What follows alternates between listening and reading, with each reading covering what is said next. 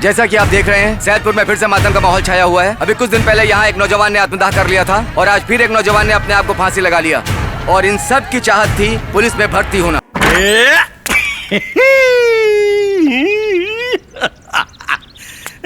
देख देख तरसेला लल्लू हमारो न थुनिए पे गोली मारे सैया हमारो न थुनिए पे गोली मारे सैया हमारो न थुनिए पे गोली मारे। अरे सरकार अबहिन ले वो सोन मछली के प्यार में गोता लगावता नी। अरे बहरे निकली और मीडिया वाले जौन टीवी में घुमा घुमा के ब्रेकिंग न्यूज चलावत आने नु ओपे कुछ विचार करी। कौन ब्रेकिंग न्यूज हो? अरे वह जवन बिहार पुलिस भर्ती में 50 करोड़ के घोटाला के ले बानी जा।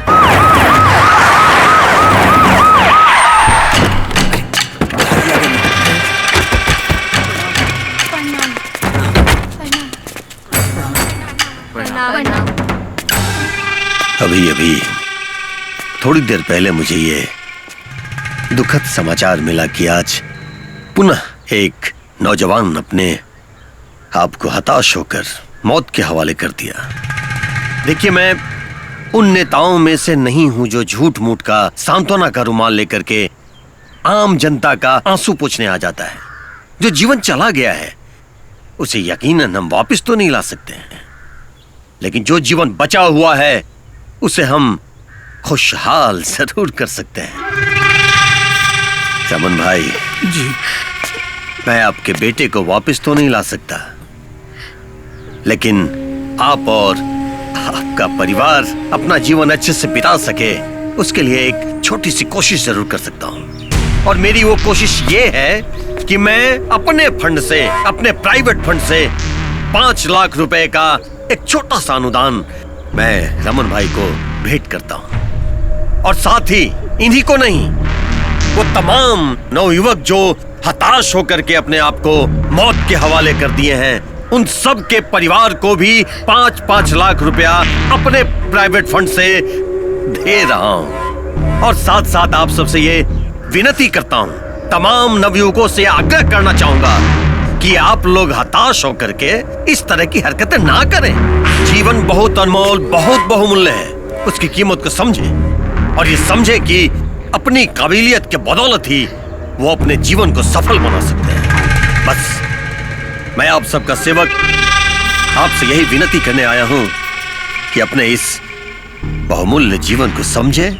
रमन भाई, बहुत दुख है मुझे आपके साथ जो हादसा हुआ। चलिए, आपका सेवक फिर आपके सामने आएगा। चलिए, प्रणाम। नमस्कार।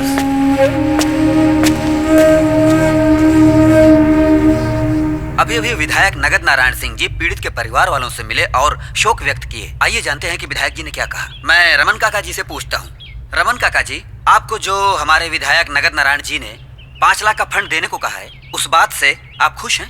क्या कहना चाहेंगे आप? नगद नारायण जी हमारे लिए बहुत कुछ है, भगवान बराबर हैं। नगद नारायण जी जिंदाबाद! नगद नारायण जी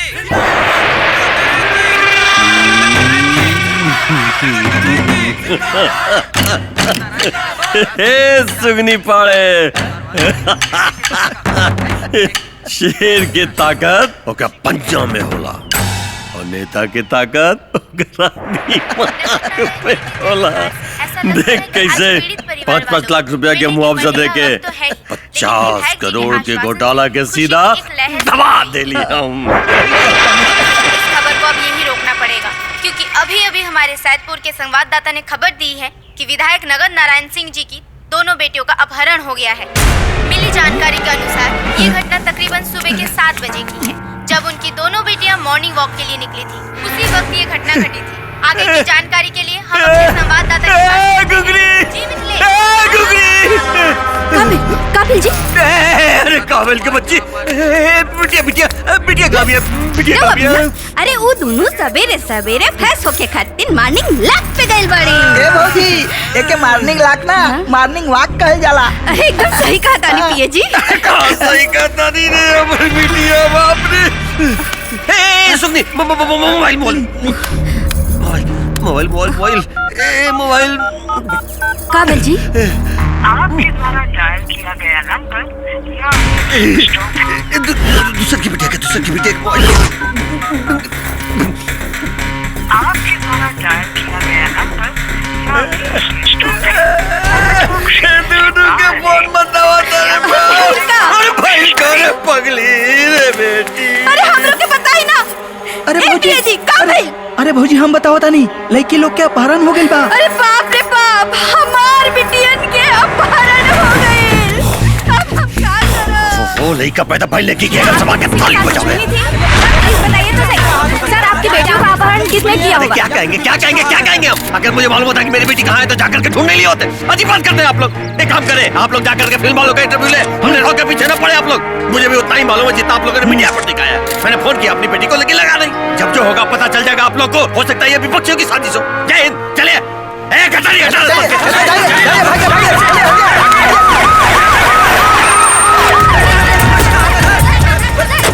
जय हिंद सर।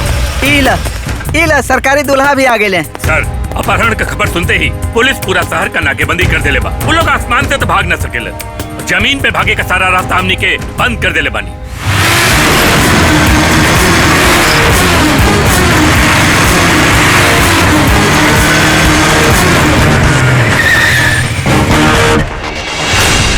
लेफ्ट राइट लेफ्ट, सावधान। कहाँ जाइबा राजा नजरिया लड़ाई के? अब भाग नहीं पैबा विधायक जी के लड़की चुराई के। अब तू लोगन के भगले का कोनो रास्ता नहीं खे। अब चुपचाप ई लड़किन के हमन के हवाले कर दे जा। ओके ओके।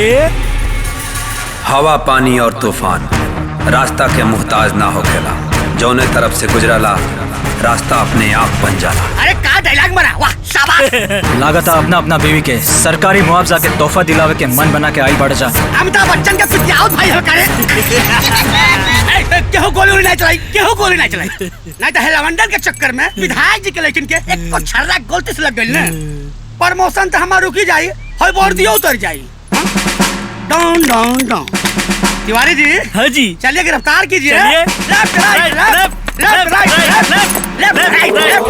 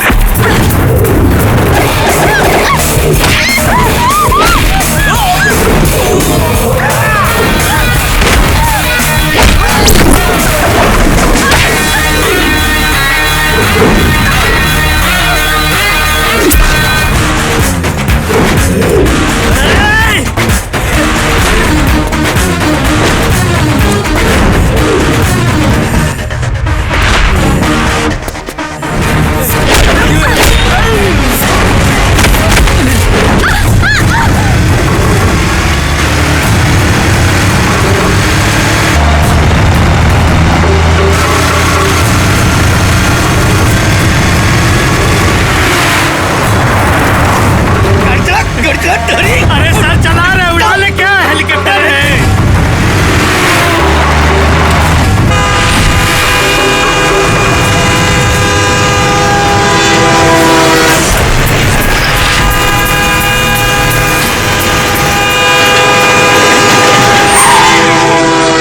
सर, अब सीनियर इंस्पेक्टर शुक्ला जी को क्या जवाब दीजिएगा? कुछ सोचिए। तिवारी, आगे चोर थे, पीछे सिपाही थे, अब बीच में निशाना था, सब गुड़गों पर हो गया। इसे समय ट्रेन को आना था, पता नहीं सब कहाँ गए होंगे।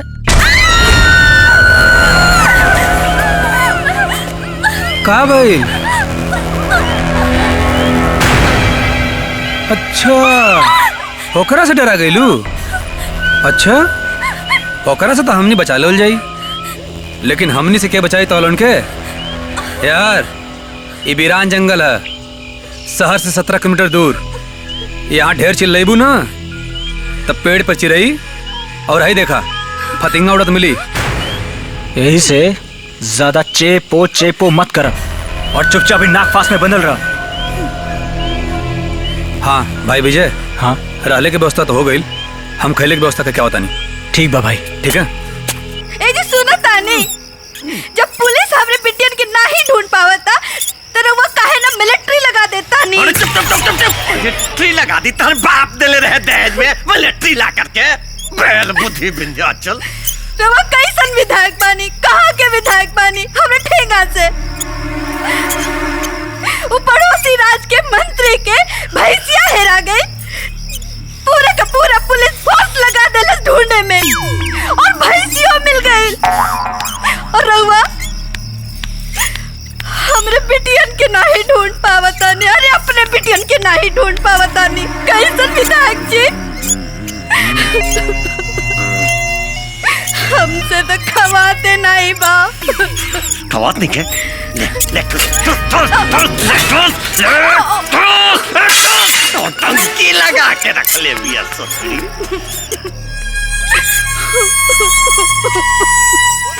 पता नहीं हमर बिटिया का खा तो ये खाना हो, ऐसन खाना, अरे ऐसन खाना तो हमनी के घर के कुत्ता बिल्ली खाइल तो दूर सूंघे भी ना। बुझाइल?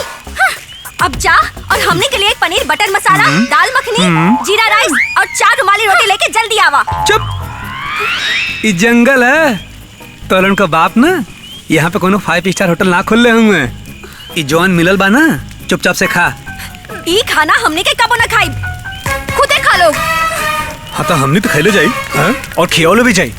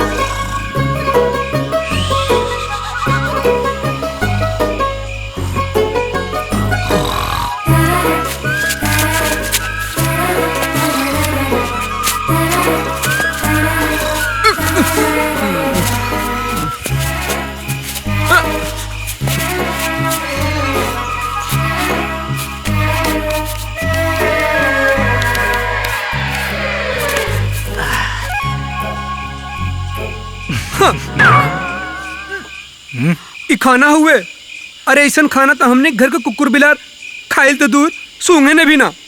अरे हमरा खातिर तो दाल मखनी, पनीर बटर मसाला और रुमाली रोटी लेके आवा। भूख बड़ी चीज होले भैया, आगे मनवा खीर न खाए और पीछे आके दोना चाटे।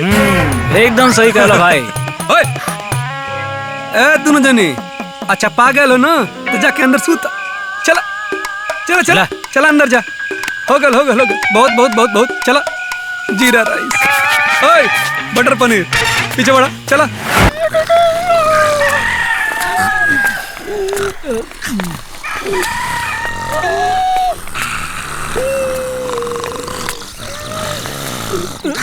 एक गटारी पानी लेके आओ तो नहीं। जी भैया।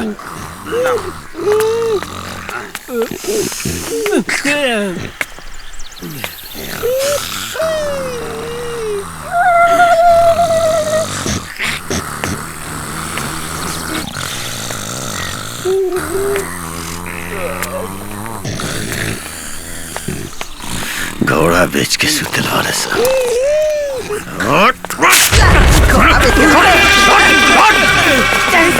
जय हिंद सर।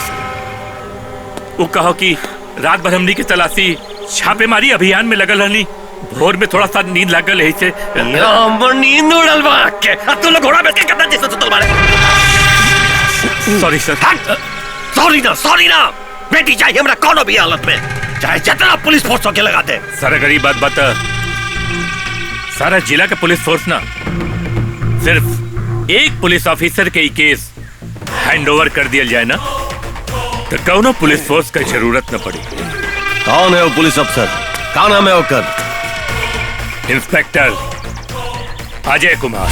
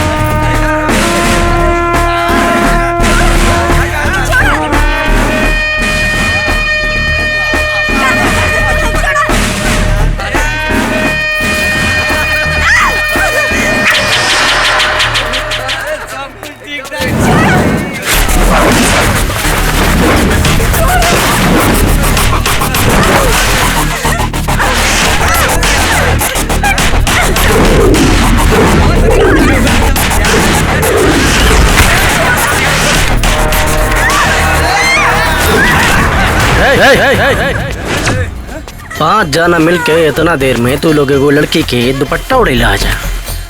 धिक्कार बा तू लोग के मर्दानगी पे यार। आवा और कुछ उतारे के बा मिल के उतार लिहल जाओ। पर हमारे एगो शर्त बा। का? नंबर पहला हमार रही। मेहनत करी हमनी, अब मेवा खाइबा तू। के हवा तू?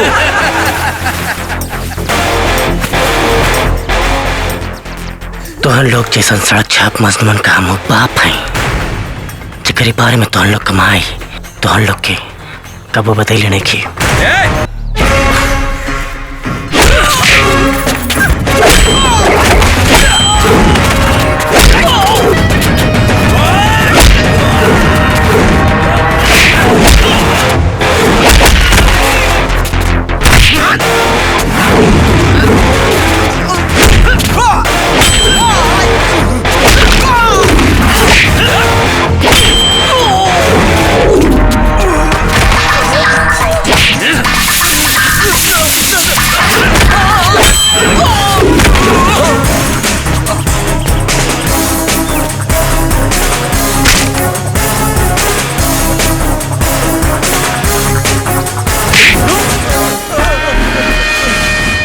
साले हमार खून का गर्मी तो दूर, पेशाब का गर्मी भी बर्दाश्त करे लायक नहीं खसा।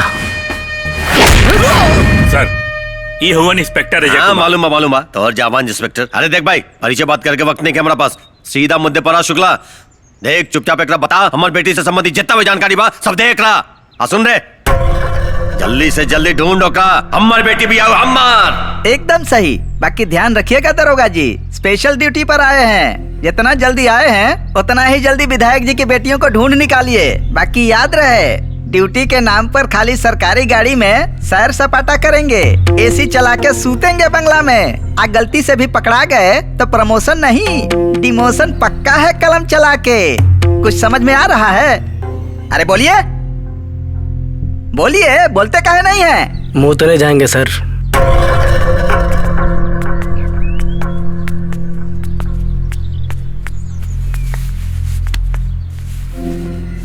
जाइए भीतर जाइए। जाते कहीं नहीं है। अरे हम भीतरवा तक आएंगे का। और याद रखिएगा, ये विधायक जी का प्राइवेट टॉयलेट है, सरकारी नहीं। फ्लश उलस का वो चलाए हैं कि नहीं? कमोडुआ पर पैर रख के मत बैठ जाइएगा, नहीं तो विधायक जी आप ही से साफ करवाएंगे।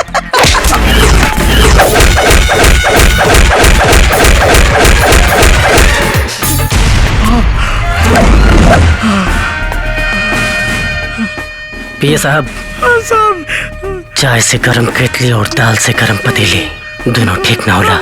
फिल्म देखते हैं? हाँ सब बहुत देखे ने। किसका? अरे अमित जी के, हाय धर्मेंद्र जी के, देवानंद के, बाकी साहब वगैरह घबराहट में कुछ याद ना होता। मेन फिल्म नहीं देखे ना आप? कौन सा साहब? जिसमें डायलॉग था कि जब दो बड़े लोग बात कर रहे हो तो बीच में लफंडर लोग के नाम बोला के चाहे। चलिए साहब, हम सब समझ गए ने। अरे रह देता और नाकाबंदी कहाँ रहल तो नाकाबंदी रे, निकल गए सब लेके हमारे बिटियन के। क्या कहिए अपना पुलिस फोर्स के? नाकाबंदी पक्का नाकाबंदी के खुश हो रहल बाड़े। ए सरकार सुनी ने सरकार, टॉयलेट में एगो बात समझ में आई। ई केस खातिर इंस्पेक्टर अजय से काबिल ऑफिसर और केहू ना हो सकेला। अरे वेल डन शुक्ला साहब, वेल डन, बहुते बढ़िया बहुते बढ़िया। ठीक बा, हमने के चलत बानी जाओ। अजय सांझ के घर पे आके हमरा से पेपर ले लिए। ओके सर। जय हिंद सर। जय हिंद।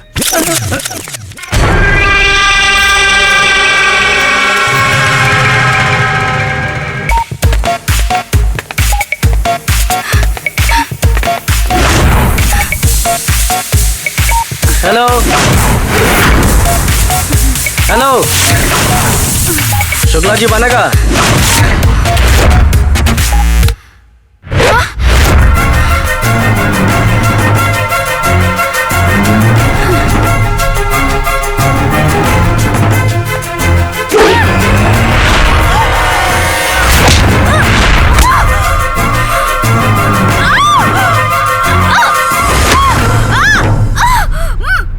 साल भर गुदने को डलू का।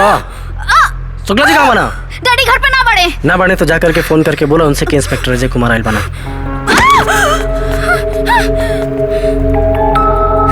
Hello daddy. हाँ बेटा। कोनो अजय नाम के इंस्पेक्टर घर में आयल बा रउआ से मिले खातिर। ठीक बा बेटा, बैठावा उनका के, कुछ चाय कॉफी पिला दा, हम आवत नहीं। जी डैडी।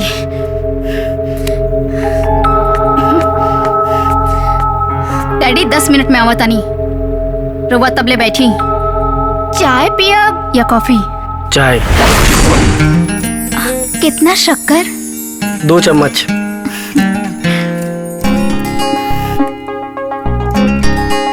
मुलाकात तो एक्शन से भइल बा, बाकी आगे के बातचीत रोमांस से भरपूर हो।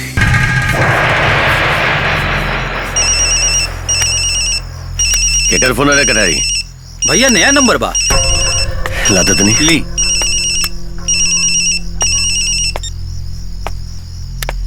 हेलो, क्या बोला तारे रे? हम के बोलत हई, ई बात जानल जरूरी नहीं है विधायक। तोरा खातिर ई बात जानल जरूरी बा कि राउर दोनों बिटिया हमनी के कब्जा में है। हम पागल नजर आवत नहीं तोरा। गेरो कोई बोले कि हमारे बेटी ओकरा लगे बा, मान जाई का सबूत बा तोरा लगे? हमरा के मालूम रहे विधायक, काहे से कहते नेता है ना, तो हनी के आदत बा सबूत और गवाह के साथ खेला खेलने का। इले सबूत, बात कर अपने बाप से। हेलो बाबूजी, बाबूजी हमने की बोला तानी, पिंकी हमरा साथे बिया, ले पिंकी से बात करी बाबूजी। बाबूजी प्लीज हमने के बचा ली बाबूजी। मिल गई सबूत? अरे का चाहिए तेरा? कितना पैसा चाहिए तेरा? बोल, हम दे। कितना पैसा चाहिए? हमनी के तो रुपया ना रे, तोहार कबूलनामा चाहिए।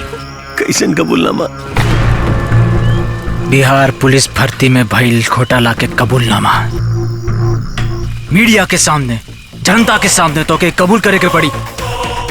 1 करोड़ रुपया के घोटाला में तोहार हाथ बा। अगर हम स्वीकार न करब तब?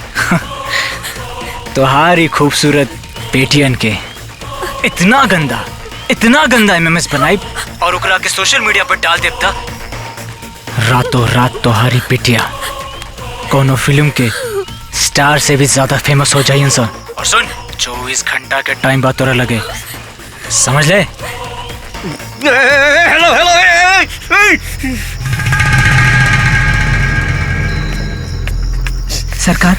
सरकार बातचीत से पता लागल है कि अपहरण कर्तन के ही फोन रहल। ससुरा कितना नकदी मांगत रहले सन? उस सबके नगद धरान से नकदी ना, बल्कि पुलिस भर्ती के घोटाला में जवन नगद कमेले रहनी होकर कबूल ना बचाई मीडिया पब्लिक के सामने। अरे बाप रे, बेटी के एमएमएस बना के सोशल मीडिया पर डाल दी ससुरा। अरे सरकार ये इमोशन में तो एकदम मत आई भाई, धमकी से तो एकदम न डरे के बा, एकदम न डरे के बा। हिम्मत से काम ली ना तो राजनीतिक करियर चौपट हो जाई। आई फोन वाली बात तो पुलिस के एकदम न पता चले के चाहिए, काहे कि पुलिस के जात तो कुकुर के होले, कब भौंक दी कब काट दी कोनो पता नहीं खे। यही से एकदम चुप रहे के बाद सरकार, एकदम चुप।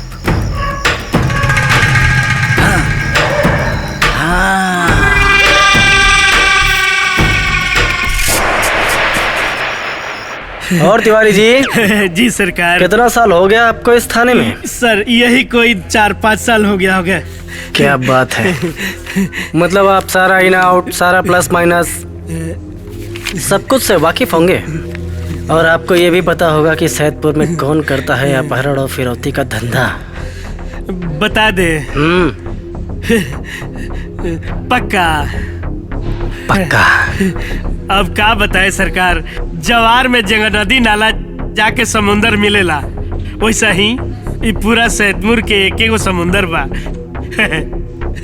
नगद नारायण सरकार। वाह, तो आपके कहने का मतलब है कि नगद नारायण ने अपनी बेटियों का अपहरण करा लिया और बुला लिया हमको उसके इन्वेस्टिगेशन के लिए? ना, ये हम कहाँ कहतनी सरकार। खैर छोड़िए, आप लोगों का कहाँ तक पहुँचा है सर्च अभियान? सर अभी नदी और जंगल बाकी है, पूरा सैदपुर तो छान मारे हैं। तो नदी जंगल भी छान मारी है? हाँ? और आपके वो पार्टनर कहाँ हैं? सीपी चौबे। अच्छा हाँ, उस सरकार छुट्टी मार दी है। उनसे बोलिए कम छुट्टी मारे। जी जाइए। जी, जय हिंद। जय हिंद।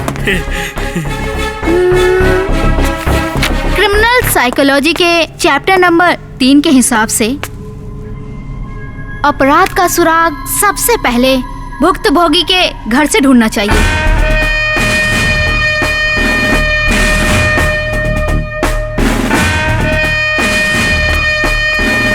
जय हिंद सर।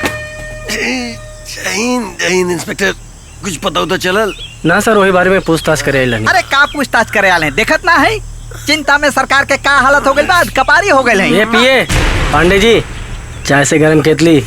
तो सर हम रुआ से यही पूछे चाहत रहनी की पूछ के चाहता है तू, का पूछ के चाहता है कि हमारी बेटी कितना बजे घर से बाहर निकल रहा है? हमारे मेहरारू का करत रहे जब बाहर गई लाली? हमरा घर के नौकर चाकर गार्ड वार्ड सब कहां रहले हैं? कौन कॉल वाला आले कि ना कि हम का करत रहनी? तो सुन, हम घड़ी टेलीविजन पर ब्रेकिंग न्यूज देखत रहनी, हमर मेहरारू किचन में जाकर खाना बनावत रहनी, घर के नौकर चाकर गार्ड वार्ड सब बाहर गए लालो छुट्टी पर। कौन फोन उनको लाइन लाले, समझ में आयल बात कि और बताई डिटेल में। बड़ा स्पेशल अफसर बन के आयल बारे, सवाल जवाब हमरा से करत रहे। चल जो, आओ जाए चलो। ए चलो दबाओ, अच्छा तो दबाओ जी। बाप रे बाप। सरकार बहुते चुपचाप यहाँ से गई बा और समुंदर के खामोशी आवे वाला तूफान के संकेत होला, ऐसे बहुते सावधान रहे के जरूरत बा। अरे विधायक जी की कमीनियों कहाँ हो? बाहर निकलो, इतना जंगल में ढूंढाओगी। रिंकी पिंकी तुम छुपी हो कहाँ? मैं ढूंढता यहाँ। उतार ना करते, नीचे कर। देखिए ऐसा ना करिए प्लीज, ऐसा नाटक ना। हमने के कहीं को दिखावे लायक ना रह जा। दया करी हमनी पर, प्लीज छोड़ दी हमनी के। तिवारी जी। हाँ जी। हमको तो ऐसा लग रहा है वो विधायक जी के दोनों लाइक के चरित्र ले थी। हाँ। अरे उन्हन के किडनैप नहीं भइल बा, निम्मल लावंडा तक के भाग गए साथे। सही पकड़े। ज्यादा नाटक ना। उतार ना तो काट दे। चल नीचे कर। और सन की इंस्पेक्टर के का बताई तिवारी ए जंगल में जो है खातिन भेज देले का मिले बालू सियाल लकड़ बग्गा। उधर तक कपड़ा नीचे, कपड़ा नीचे। पिंकिया तेरे मौसी के पोंछ उखाड़ो। चल तक। तुम लुकाई हो कहाँ मैं जो बता यहाँ। ए नौटंकी कपड़ा उतार। चल।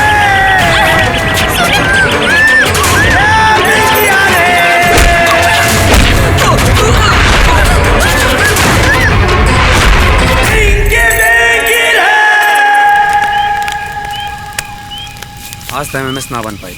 रिंकी आज तो संयोग से बच गई नहीं जा। बाकी रही से कब तक चली? कुछ तो आइडिया सोचा।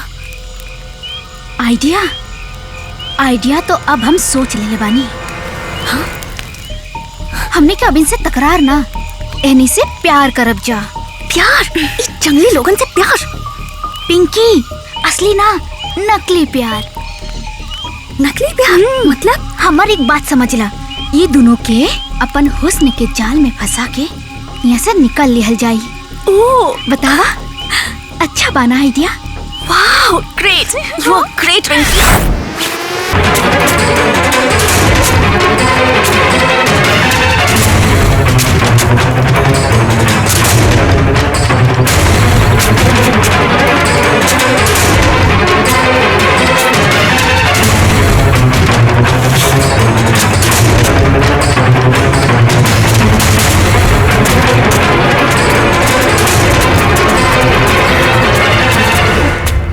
रिंकी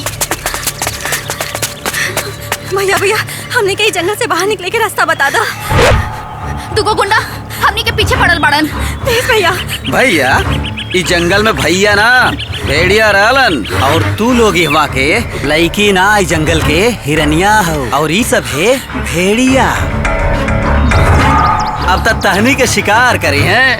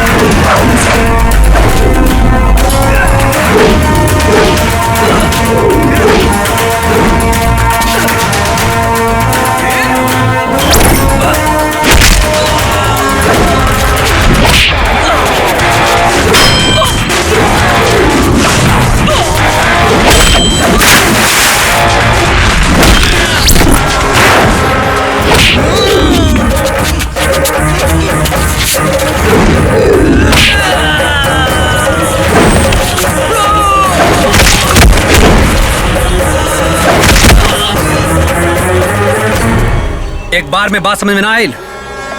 कितनी बार समझौनी कि जंगल है, जंगल में पेड़ पर चील का हुआ कबूतर तो नीचे भेड़िया घूमलन सा। अब वो अगर समझ में आगे लोग तो हमने के साथ चला। चल। और तिवारी जी?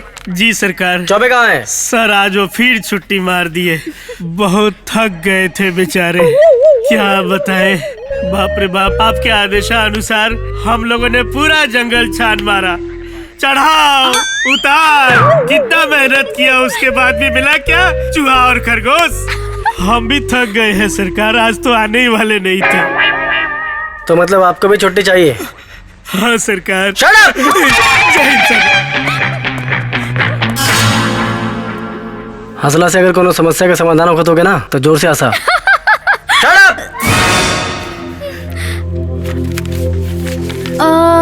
क्रिमिनल साइकोलॉजी के चैप्टर नंबर 51 के हिसाब से अगर कोई पीड़ित परिवार अपराधी के डर से सच नहीं बोल रहा तो हमें उनके घर के नौकर चाकर से पूछताछ करनी चाहिए।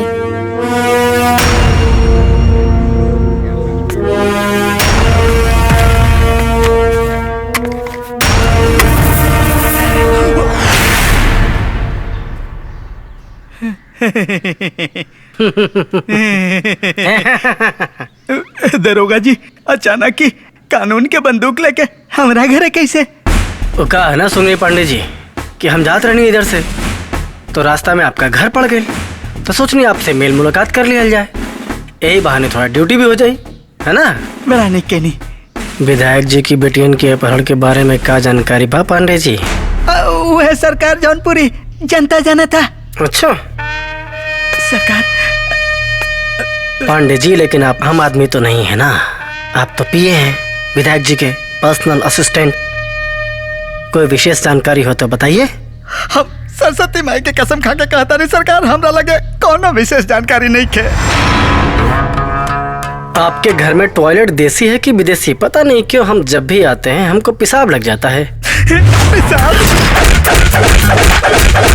9, 5, 1, 7, 3, 3, 14।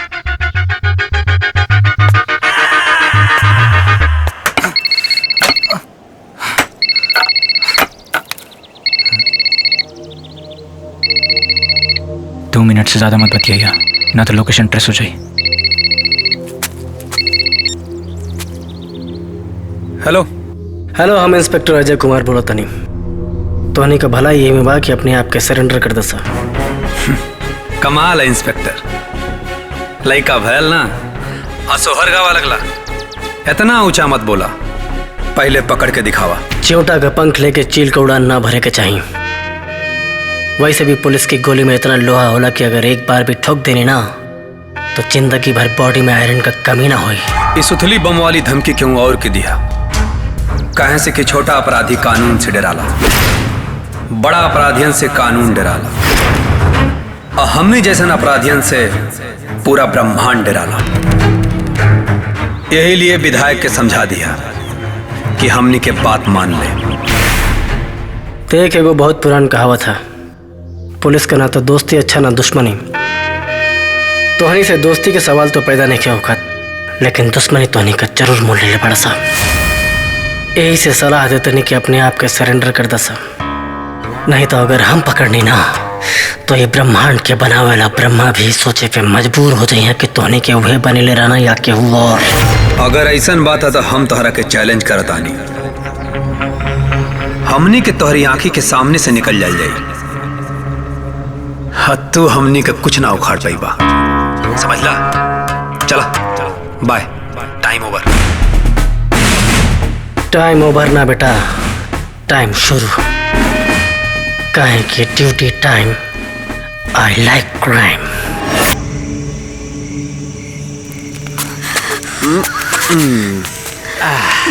इला खाना खा ला। अरे लाना। अरे खाना का भाई? एकरा तो बुखार बा। अब का हुई भाई? बुखार है, हम डॉक्टर के लेके आवता नहीं। नाम? सर शनि। सनी? सनी देओल? का प्रॉब्लम है बाबू?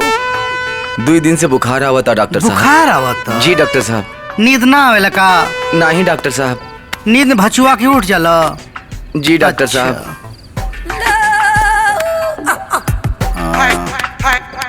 ए बाबू, तोहार उम्र कितनी हो? 22 साल। 22 साल? तोहार हम आउटगोइंग चालू करते हैं, आवा। अरे ससुराई डॉक्टर हा, एकरा त नवाबी शौक बा, आज तक डिस्चार्ज कर देला होत। माऊगा, शादी के दूसरे दिन लेकर मैं भाग जाई, भाग चौनार कहीं। डॉक्टर साहब। अरे का प्रॉब्लम है बाबू? सर मौका कुछ कहला का? नहीं डॉक्टर साहब, बात यह है कि इलाज कराओ के बाद। इलाज? हाँ, ए बाबू तारा के देख के तो लागत इलाज हमारा करावे के पड़ी। हमारा इलाज कर दानो डॉक्टर साहब। हाँ। बाहर इलाज करब। अच्छा लेकिन अगर पहले हाँ तो के हमार बात माने के पड़ी। बताई ना। बताई तो हमारे साथ इलाज करे के चले के पड़ी। कहाँ वहाँ बाहरे। बाहरे हाँ बाहरे तो औरो मजा आई। चला चला ए बाबू चला। आई बैग ले ली। काहे के दवाइयाँ खातिर। ठीक बा चला चला चला चला। सॉरी आज डिस्पेंसरी बंद है। नोटी नोटी आई हो मेरा आ गए का बाबू। एक मिनट डॉक्टर साहब। अरे हीरो के सुता डालो। हाँ। अच्छा अब देखत जाए। हाँ जल्दी करा है बाबू। हाँ हाँ उतारा डॉक्टर साहब। हाँ। यहाँ से थोड़ा चेंज है। चेंज है। हाँ आँखियाँ बंद करके कर। अरे चला तो सही। अच्छा चला हम लोग मदद तैयार है। कहाँ उंगली पड़ा उंगली। अच्छा संभल के चढ़ान खत्म। अच्छा। उतरान चालू। ए बाबू हाँ। खाली चढ़ाई उतराई होई कि आगे वाला खेलवो होई। अरे होई जल्दी होई। कब होई ए बाबू बड़ा मन करता। चला ना। अच्छा ये उम्मीद में तो चला। अरे आवा आए हो माई। उम्मीद पे दुनिया कायम है। डॉक्टर साहब। हाँ। मंजिल आ गई। मंजिल आ गई। खोल देते हैं। अच्छा। अब इलाज करी। ये कौन है? देखा तो सही। आई एक मिनट तनी हाथ दा। तो दा दौड़ल बानी का। हाँ। पानी में कूदल रहनी हो। हाँ ता जवानी चढ़ल हो मटकाब चढ़ल हो लोगन के। देखिए ना सही। देखत हई हेलो है भोका माइसिन का टेबलेट हो। अहिला सुनारिस्ट टाइम टाइम पे खा लिया लोग। सुनो आधा पी लेवे के आधा चढ़ा देवे के। लो अरे बाबू सुनो। हाँ, बोला। हमार वाला इंजेक्शन जल्दी से लगा दो।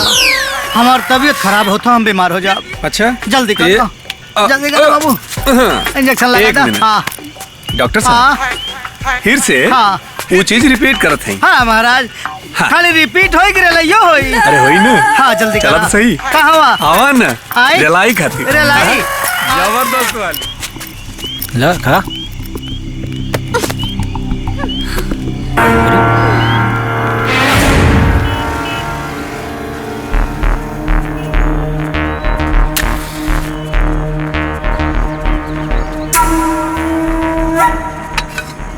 सिगरेट पीना सेहत के लिए हानिकारक होता है। जिंदगी जीने के लिए कोई ना कोई रोग पालना चाहिए। सिर्फ सेहत के सहारे जिंदगी नहीं कटती। मजाक कर रहा था। By the way I am inspector Ajay Kumar, Bihar police crime branch. Shiva Singh बेरोजगार पुलिस की नौकरी करना चाहते थे लेकिन भर्ती नहीं हो पाए क्योंकि जिन कुत्तों को हमने अपने ओट की रोटियां खिलाई वही हमें काट गए। मेरा मतलब था भ्रष्ट विधायक मंत्री बिहार सरकार। अपनी कमियों को सरकार के सर पर डाल देना अच्छी बात नहीं। एक कहावत सुना होगा तुमने, 100 में 80% बेईमान फिर भी मेरा देश महान। जानते हो मेरा देश महान क्यों? क्योंकि ये 20% लोग इस देश को महान बनाते हैं, बाकी 80% तो लगे ही हैं करप्शन, मर्डर, अपहरण, फिरौती में। अब मुझे ही देख लो, सैदपुर के विधायक की बेटियों का अपहरण हो जाता है और कोई भी पुलिस वाला ऐसा नहीं है जो उन्हें ढूंढ सके, तो मुझे स्पेशल इन्वेस्टिगेशन के लिए बुलाया जाता है। तो मेरे कहने का मतलब है राम बनो, रावण नहीं। सर, अन्याय के लिए राम ने रावण को मारा, पुण्य को पाप से उबारा। उस सतयुग के राम को 14 वर्ष का वनवास था और इस कलयुग के राम को तो आजीवन कारावास है। इसलिए कहता हूं, राम की तलाश में भटकना बेकार है। और रही बात किडनैपर की, तो एक शेर अर्ज करता हूं, गौर फरमाइएगा। जरूर। कुछ तो मजबूरियां रही होंगी, यूं ही कोई बेवफा नहीं होता। चलता हूं साहब।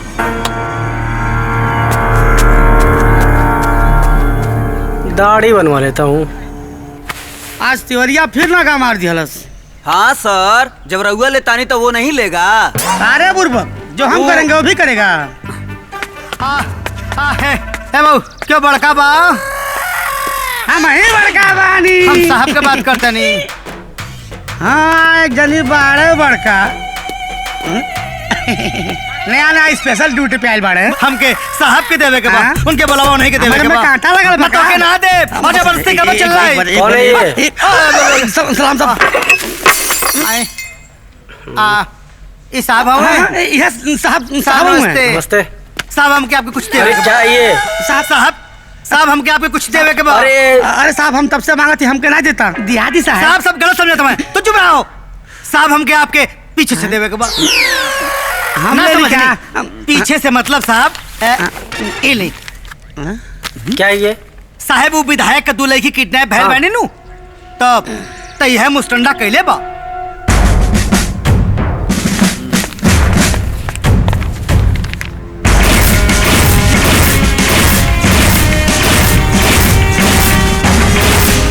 शिवा सिंह बेरोजगार।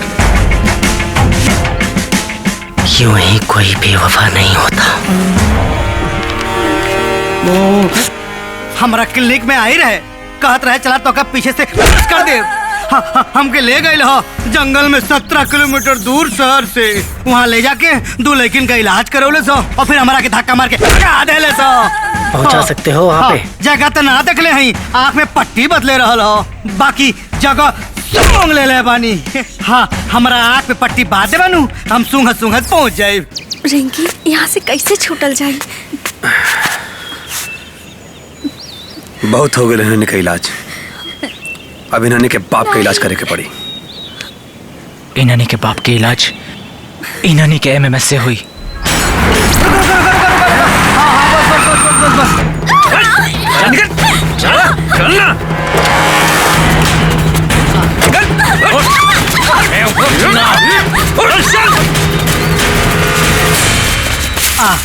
बस साहब यहाँ तक हमके लेके आयल रहे, एकरा बाद हमारा आँख में पट्टी बांध देलस। तब हमके तनी आँख में पट्टी बांध दी तो हम सूंघत पहुंचा।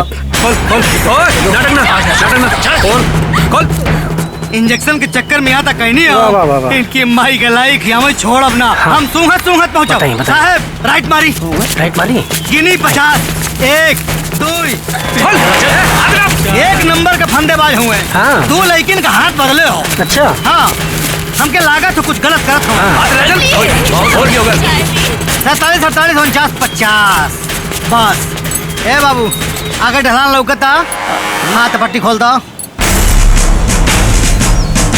वो देखो खोल खोल खोल खोल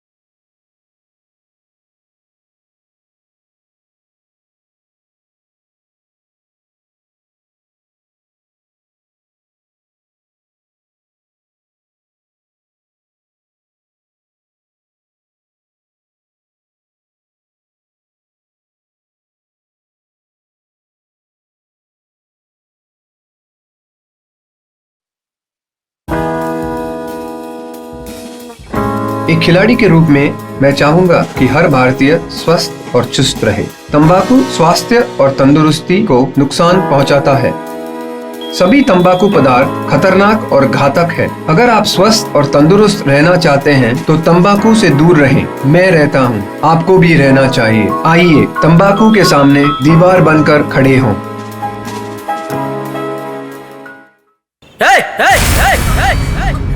बंद कर सारी शूटिंग, नहीं तो हम शूटिंग चालू कर ना तो आँखियां आना यमराज के दरबार में खुली। इंस्पेक्टर, शेर जब पिजड़ा में होला ना तो ओकरे ऊपर मूंगफली फेंकाला। आंख बंद करे कितना शौक रहे तो काहे ना अकेला इला। शेर ना कुकुर, पागल कुकुर। और पागल कुकुर के हमेशा भीड़ में घेर के ही मार चला।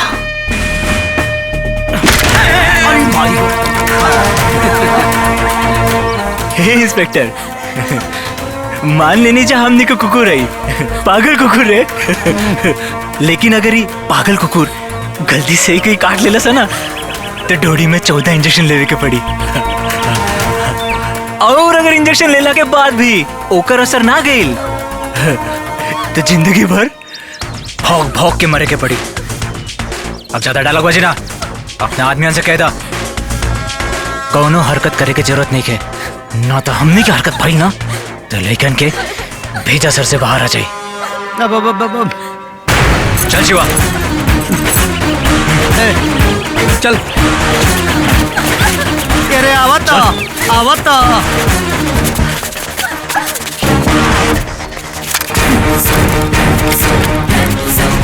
हाय ध्यान। अच्छा ठीक बा।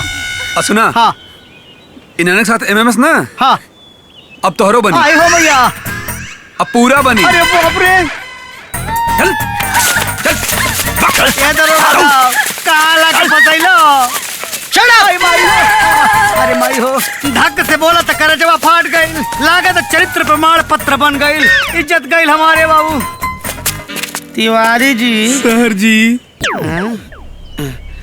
नगद नारायण जी।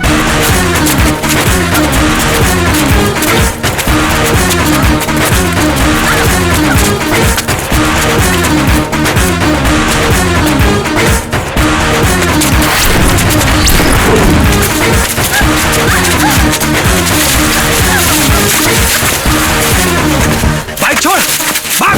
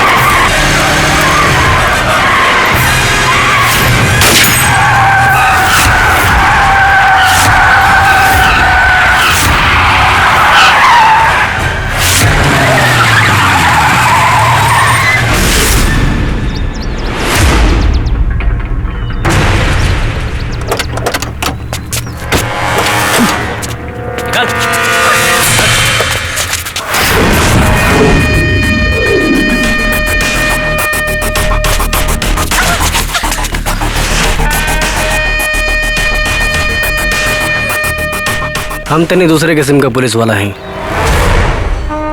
सरकारी और गैर सरकारी दोनों पिस्तौल रखी ना हम। कहें कि duty time I like crime. मजा आई, अभी मुकाबला में और मजा आई। मुकाबला? लेकिन के ढाल बना के अपन जान बचा वाला अपराधी तो हनी के सच्चा सिपाही से मुकाबला कर बसा।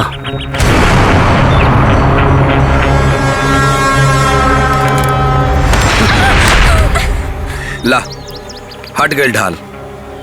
और हाँ इंस्पेक्टर, ये मुकाबला हमनी से ना सिर्फ हमरा से करके दिखावा।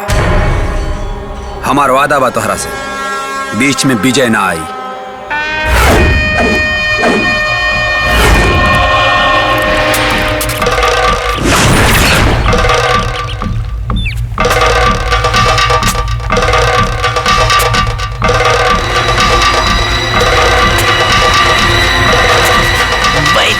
देखब बिना टिकट के दंगल। बहुत रोमांचक मुकाबला होके जात बा। एक तरफ से घुरिया के सरकारी सांड तो दूसर ओर से अपन शेर आगे बढ़त बा।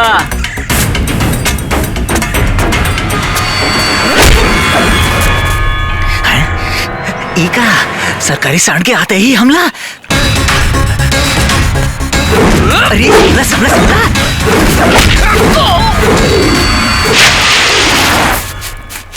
आहा, संभल गए हमार शेर। जिया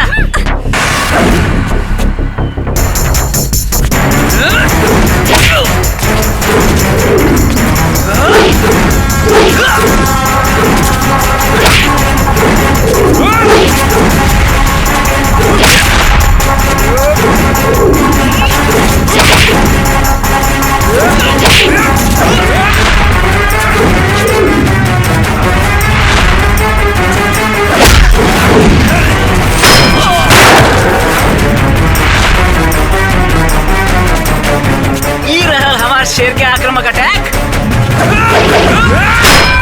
भाई देखो सांड मारस बंदर नहीं नचल के और हमारे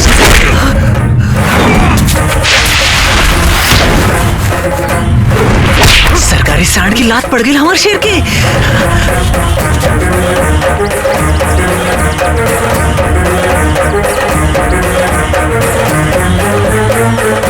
उठ शेरा उठ, दिखा दे अपन ताकत।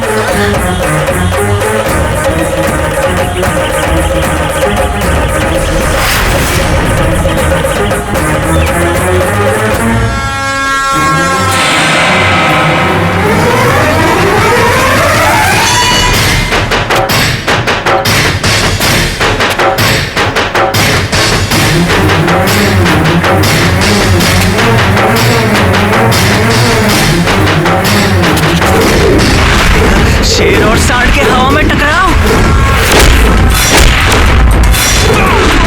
अरे ये दोनों गिर गए।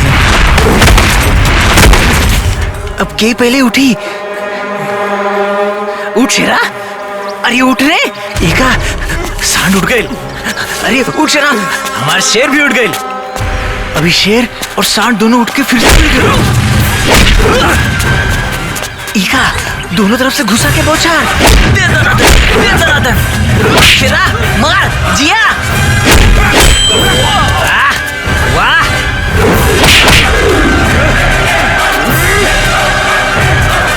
इका ई देखा दोनों लड़ लड़ के गले मिले लगलन।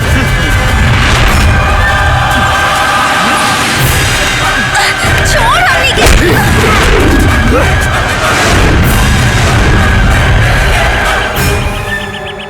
मजा आयल इंस्पेक्टर? मजा ना अपराधीन के हम सजा देनी। हार मान ला। जुर्म की कोख से ऐसा कोनो अपराधी पैदा ना भइल जौन इंस्पेक्टर अजय के हरा सके। इंस्पेक्टर बार बार अपराधी ना, यहाँ दर्द होला। हाँ तो लोग तो देशभक्त हो जना। अपराध फिरौती ये सब देशभक्त लोगों का काम है। दरअसल में दोस्त हम लोग का नहीं खे, दोस्त हम लोग की माँ बाप का बा। तो हम लोग के परवरिश ऐसा के लिए बा।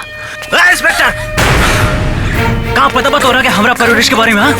हमारा माँ बाप के बारे में कुछ पता नहीं के तो क्या इंस्पेक्टर? कुछ पता नहीं के तो क्या? अगर तू एक सच्चा सिपाही बाड़ा ना तो हमनियों के इस देश के सच्चा नागरिक बनी जा। वाह सच्चा नागरिक का अपहरण करेला है? विधायक के लड़कन का अपहरण करके तो लोगों के धमकी देता रह जाके तो क्या पुलिस में भर्ती हो गए के बाद? अगर तुम बातों अपनी काबिलियत पर पुलिस में भर्ती होकर दिखाओ जा। इंस्पेक्टर अपने काबिलियत के दम पे हम और हमारे दोस्त पुलिस मैदान में भर्ती खातिर गए नहीं जा। अगर दिल में कुछ रहल ना तो देशभक्ति का भावना और आंखें में कुछ रहल तब माई बाबूजी का सपना। On your mark, get set, गो।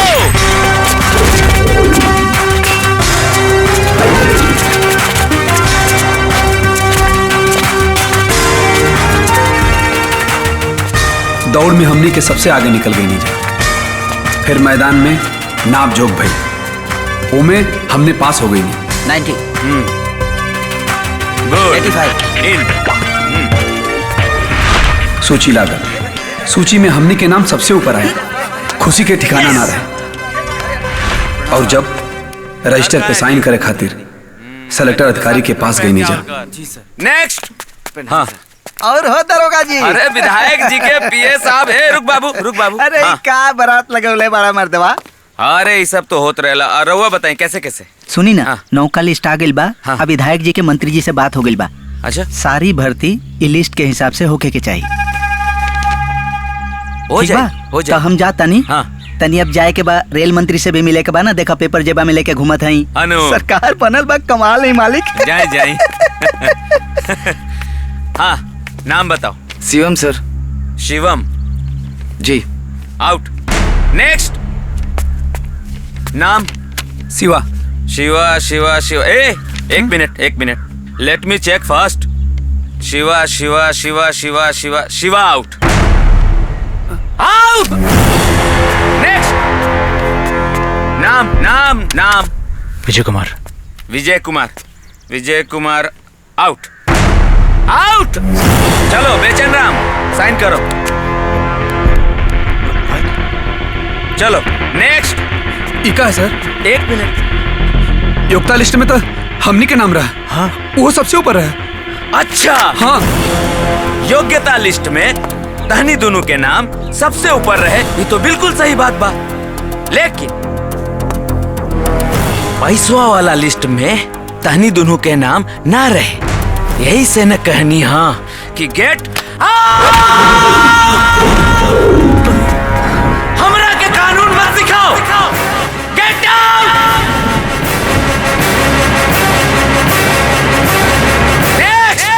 इतना मान सम्मान मिलने के बाद अब हमने वहाँ पे काहे रुकती जा।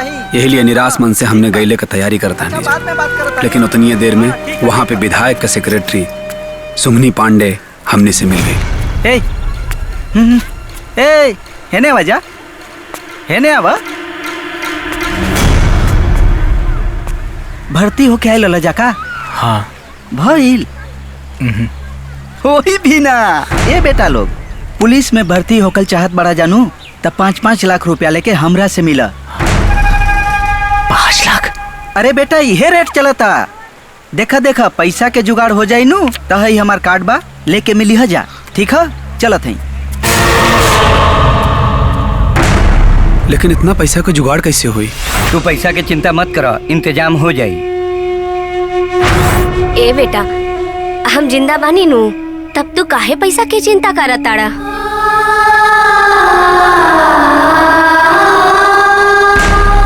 कुछ दिन बाद पैसा लेके हमनी के सुंगनी पांडे के घरे गई नीचा। अरे नमस्ते।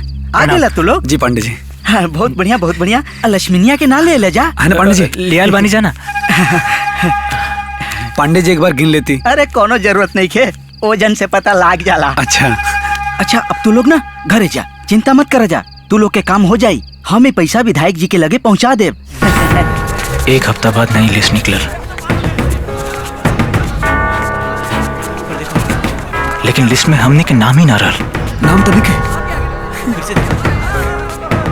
फौरन हमने के सुंगनी पांडे के पास आई नहीं जा, लेकिन वो दिन हमने के विधायक नगद नारायण के घर पे मिलल। इका पांडे जी दूसर की लिस्ट में भी हमने के नाम लिखे ना। वो काबिल की बाद में रेट बढ़ गई नू तो 10 लाख वालन के हो गई। तो विधायक जी से हमने के पैसा लौटा दी। हाँ पैसा तो बेटा डूब गई। डूब गई कैसे? अरे कैसे का बेटा, बहुत लोग के डूबल बा। जौ के साथे घुनो पिसाइल आ तोने लोग के भी डूब गई। अब निकले यहाँ से।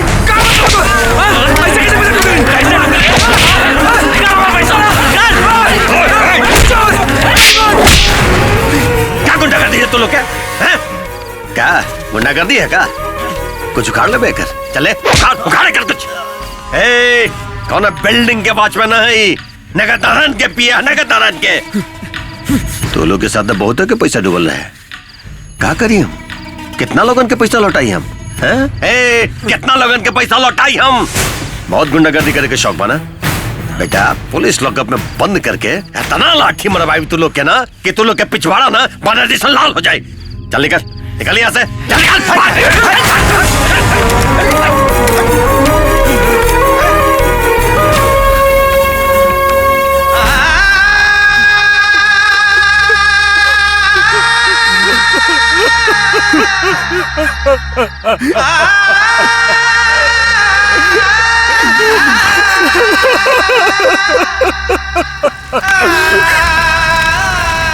ये खबर सुन के हमार बाबूजी आत्महत्या कर लेला।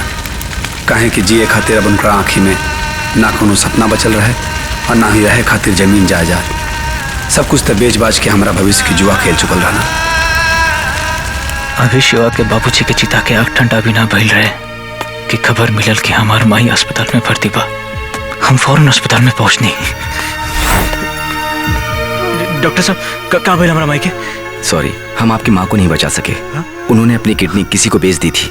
मरने से पहले ये लेटर उन्होंने आपके लिए छोड़ा है।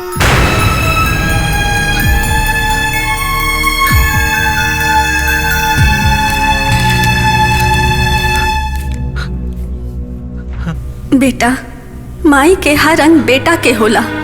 बेटा के सपना से बड़ा माई खातिर कुछ ना होला। तोर माई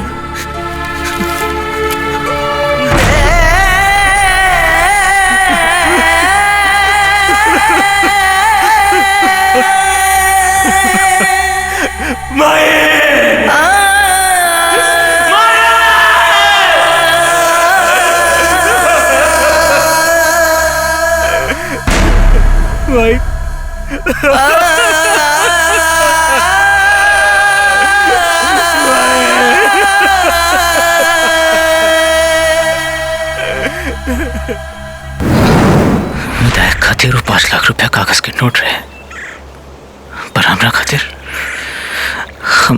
वो हमरा माई के जीवन रहे। हमार माई अपन किडनी बेच के हमरा के वो पैसा दिले रहे, अपन किडनी बेच के। हाँ इंस्पेक्टर, वो 5 लाख सिर्फ कागज का नोट ना रहा, हमरे बाबूजी का सपना रहा जो उनकी टूट गई। हाँ, हमनी हरले के बावजूद भी बाकी लोगन जैसन आत्महत्या ना कहनी जा, बल्कि ये सिस्टम और नगन नारायण जैसन विधायक से बदला लेवे खातिर कसम खा लानी जा। देखा तो लोग के लड़ाई सही बा, लेकिन लड़ाई लड़े के तरीका गलत बा। हम मानत नहीं कि नगन नारायण तो लोग के साथ बहुत बड़ा अन्याय के लिए बा, लेकिन ओकरा के ओकरी अपराध का सजा मिली, जरूर मिली, हम दिलवाई। लेकिन कानून के रास्ते तू लोग अपना आप के सरेंडर कर दे जा।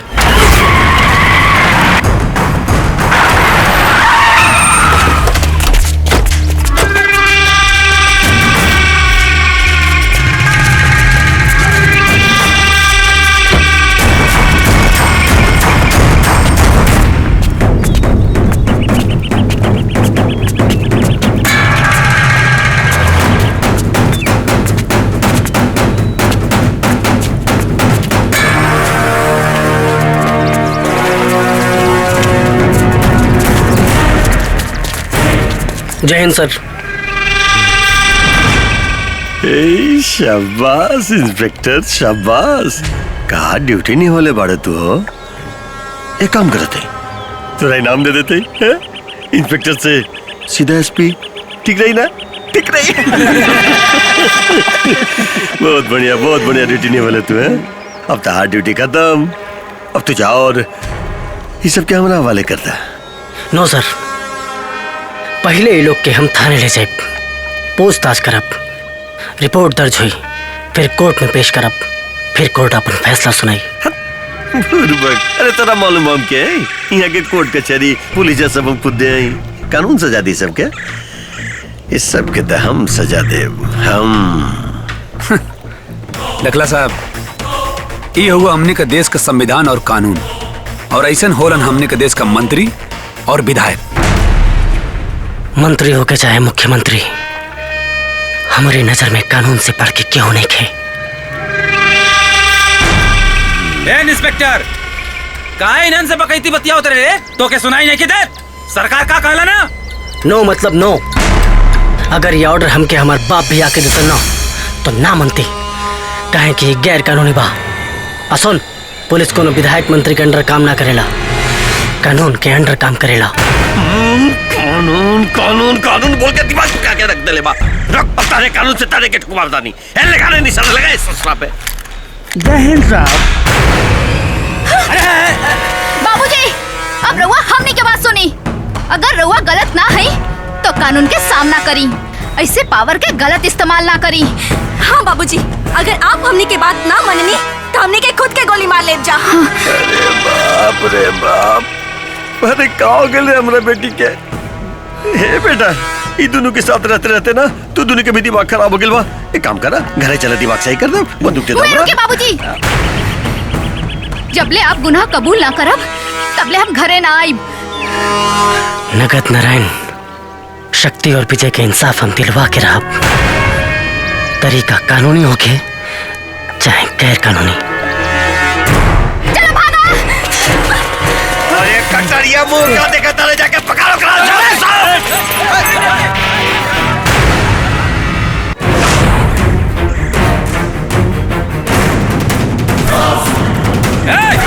भागत कहाँ बढ़े? आज सोनी के नाई छोड़ो जाई।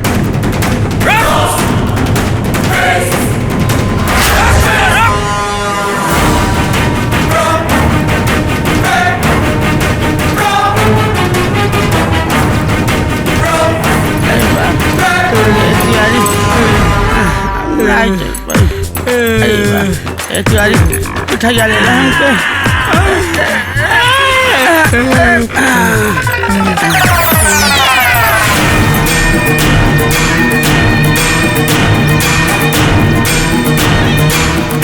और देखा चारों तरफ देखा, चप्पा चप्पा छान मारो।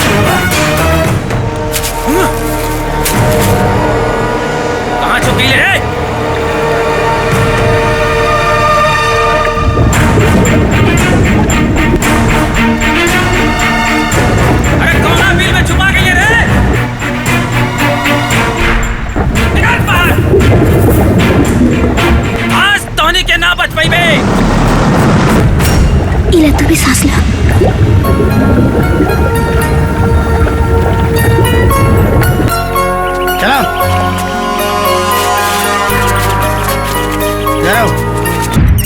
सरकार, हमरा लागता अब राव राजनीतिक पारी खत्म। अब भैल मंत्री बने के सपना भस्म। हाई भस्मासुर बनल बाड़ी राउर ही बेटी, अपन सगा ही खून। सोची सरकार, तनी सोची, अगर मीडिया में जाके सब कुछ अनाप शनाप बक दिली तो रउआ ए साल गाँव के प्रधानी भी ना जीत पाए, विधायकी तो दूर। हमरा के मरला से कुछो ना होगी सरकार। अरे हम तो पिए हैं, पिए मतलब ही होला पालतू एनिमल। रहुआ ना था केहू और के तलवा चाट के जी खा ले। बाकी रहुआ अपन सोची, अपन का सोची सुगनी पड़े। हम सोच ले बानी, हम्मर बेटी ही है वो सब हम्मर। एक बार खाली घरे आ जाए, वो दोनों के तो समझा बुझा करके ठीक कर दे। ओकर कौनो चिंता नहीं के। और रहल बात हमरा ऊपर इल्जाम के, तो झूठा इल्जाम लगावला से हमरा कोई कोर्ट मीडिया के फालतू बकैती ना, बल्कि ठोस सबूत मांगे ले। हमरा खिलाफ केकरो पास ठोस सबूत माने, केकरो पास। तू एक काम कर, प्रेस कॉन्फ्रेंस बुला, फिर देख तो ही नगद नारायण के गंजा खोपड़ी के चमत्कार।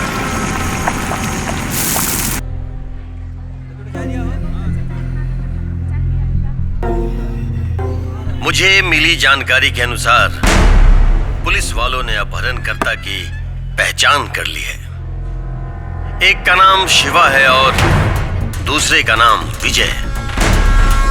वो लोग मेरी बेटी को लेकर जंगल के बीचों बीच बने एक खंडर में छुपे हुए थे। मौकाए वारदात पे पुलिस वहां पहुंच गई और दोनों में मुठभेड़ हुआ। जंगल का फायदा उठाकर वो अपहरणकर्ता मेरी बेटी को लेकर भागने में कामयाब हो गए। ताज्जुब की बात तो यह है कि पुलिस डिपार्टमेंट का एक बड़ा ही सुलझा हुआ ऑफिसर भी उन अपहरणकर्ताओं से मिला हुआ है। बहुत भरोसा था हमारे पुलिस डिपार्टमेंट का उस पर। खैर, अब चिंता की कोई बात नहीं। पुलिस वाले अब अपनी कार्रवाई कर रहे हैं। हर संदिग्ध जगह पे छापामारी भी हो रही है और बहुत जल्द वो जहां भी होंगे, जिस हालत में भी होंगे, पुलिस की पकड़ में आ जाएंगे। और दूसरी अहम जानकारी यह है कि इंस्पेक्टर अजय कुमार को पुलिस डिपार्टमेंट से सस्पेंड करके भगोड़ा घोषित कर दिया गया। और हम बहुत आभारी हैं विधायक नगद नारायण जी के, जो इतनी परेशानी में होते हुए पुलिस डिपार्टमेंट की तरफ से जन्माष्टमी का जो महोत्सव मनाया जा रहा है, उसमें बतौर मुख्य अतिथि आने को तैयार हो गए हैं। देख के लगा था कि पुलिस के साथ साथ पूरा सैदपुर के लोग भी हमने के दुश्मन हो गए बा। हमने का कबो भी पकड़ल जा सके नहीं जा। इससे पहले हमने के सीनियर इंस्पेक्टर डी के शुक्ला से मिलल बहुत जरूरी बा।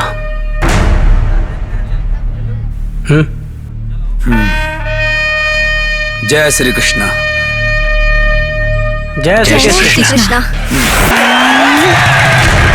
चलो।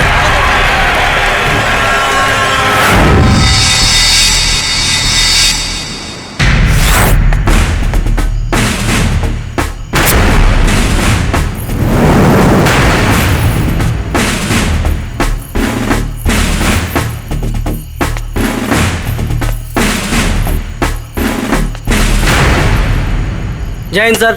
गौरवशाली शब्द तोला मुंह से शोभा नहीं के देत।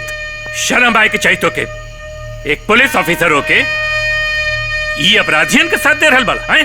ई कोनो अपराधी नहीं खन सर, अपराधी नगद नारायण सिंह बा। चुप रह तू, कोनो बकवास करे की जरूरत नहीं खे। चुपचाप तो ही लोगन के साथे सरेंडर कर दा, काहे कि तो के सस्पेंड करके भगोड़ा घोषित कर दिया गई बा। सर, हमके ये बात से कोनो फर्क नहीं पड़त कि पुलिस डिपार्टमेंट हमके भगोड़ा साबित कर दिले बा, लेकिन हमके ये बात से फर्क जरूर पड़ी अगर हम आपके सच्चाई न बतौनी था। और यह बात बतावे खातिर हम कृष्ण जन्माष्टमी महोत्सव में आयल नहीं जा, लेकिन वहाँ आपसे मुलाकात ना हो पाई। एक बेर हमारी बात सुन ली, दूध का दूध और पानी का पानी हो जाए। पानी तो तू हमरे भरोसा पर फेर देले बड़ा।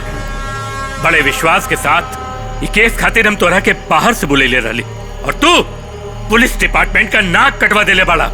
मीडिया और जनता पुलिस के गाली दे रहल बा।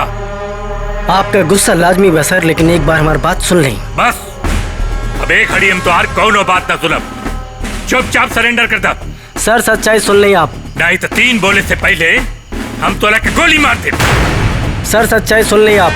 1 सर सच्चाई सुन लें आप। 2 सॉरी बाबूजी। क्रिमिनल साइकोलॉजी के चैप्टर नंबर 2 के हिसाब से वादी और प्रतिवादी दोनों को बराबर मौका मिलना चाहिए बोलने का। चलिए बोली अपन पक्ष। अब बाबूजी सुने खातिर पूरा तैयार हवन। काहे बाबूजी? सर ये दोनों को ना अपराधी ना हुआ सर। ये भी पुलिस में भर्ती होकर चाहते रहना सर। दौड़ में सबसे आगे रहना सर। फिर भी इन्हीं के छाट झेल गई। कहे कि सैदपुर से कौन लेकर वर्दी पहनी फैसला चयन करता अधिकारी ना विधायक नगद नारायण सिंह करे ना। जे 5 लाख घूस दी वो वर्दी पहनी। योग्य होखला के बाद भी कुल 5 लाख रुपया घूस देना सर। फिर भी वर्दी ना मिलल। काहे कि घूस 5 लाख से 10 लाख हो गए रहे। जब पैसा मांगे वापस गई सा तो नगद नारायण सिंह होकर पिए कुत्तन की तरह मार के इनके भगा देलस।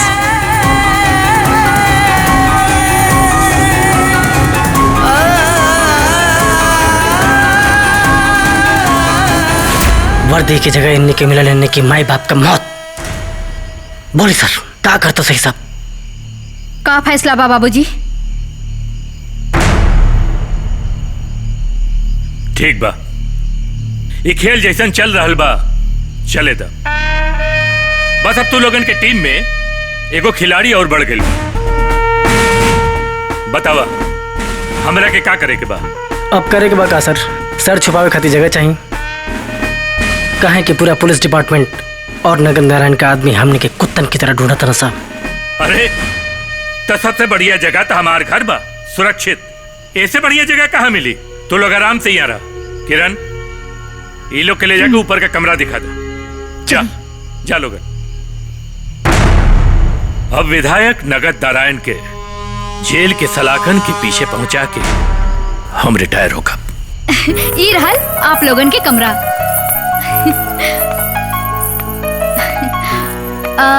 अच्छा आप सब बैठी, हम चाय बना के लेके आवत नहीं। हाँ। देखिए चाय में चीनी कपुए में रहे, बाहर ना जाए।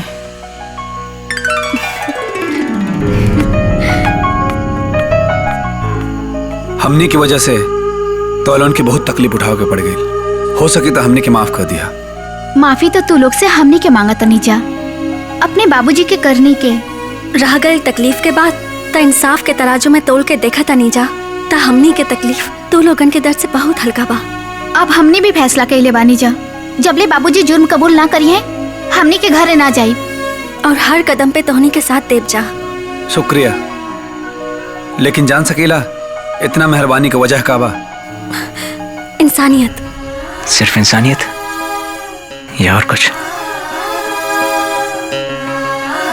आखिर में तो साफ मोहब्बत दिखा था।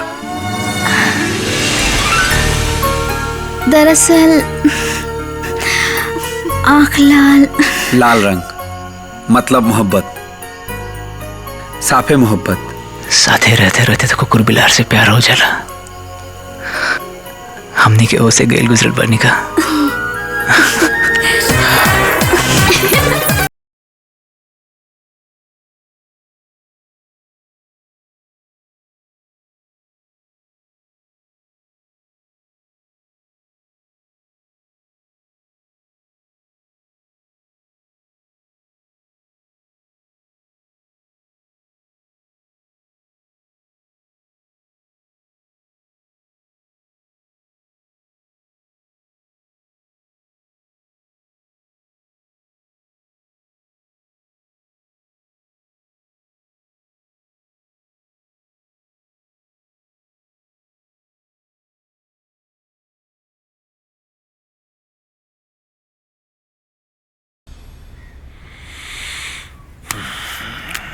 भैया जी मैसेज।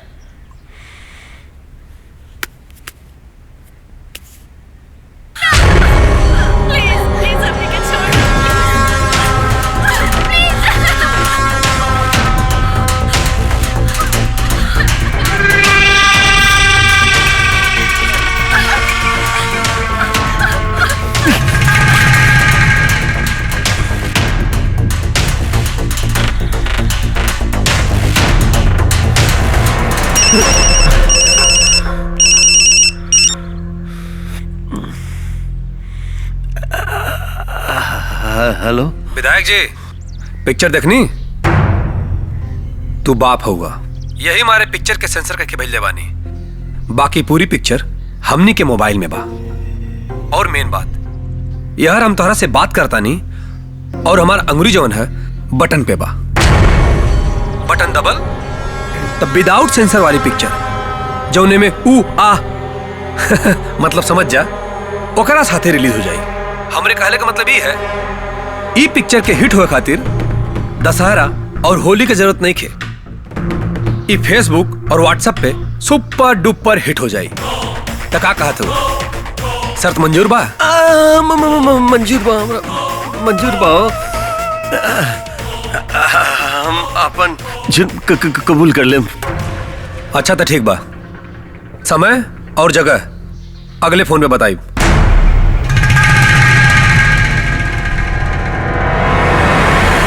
कहा कहलन बाबूजी? का कही है, मान गई ना?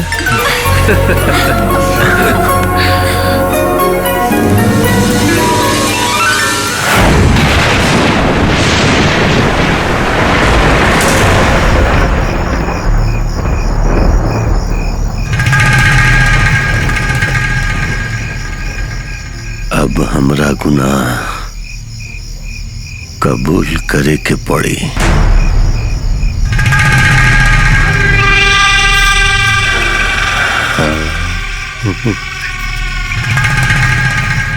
अरे किरण बिटिया, चाय ली आवा जल्दी। जी डैडी। अरे अरे बापा, अरे अरे बापा, अरे अरे बापा। विधायक जी, ई क्या करता नहीं? अरे का हाल बनाने ले बनी? अरे हमरा से हाल मत पूछिए शुक्ला जी, बस ये पूछी कि अभी तक हम जिंदा काहे बानी। अरे ऐसा क्या हो गल? लड़की सब मिल जाइए सब। अरे रुकी रुकी रुकी, देखिए अपना आगे से देखिए कहा।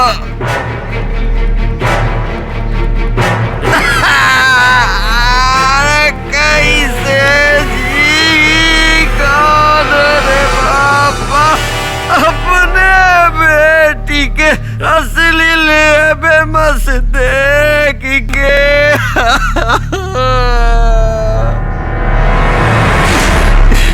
शुक्ला जी, हाँ ऐसे हम फैसला कर ले बानी, अपहरणकर्ता से समझौता कर ले।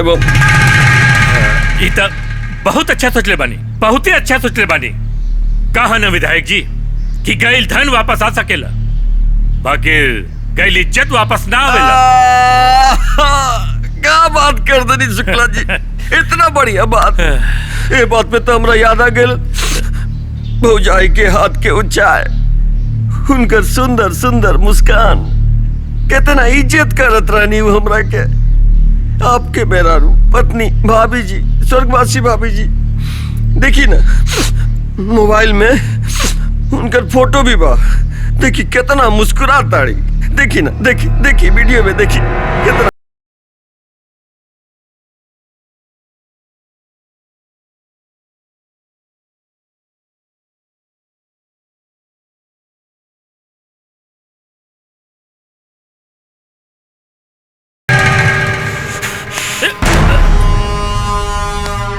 जब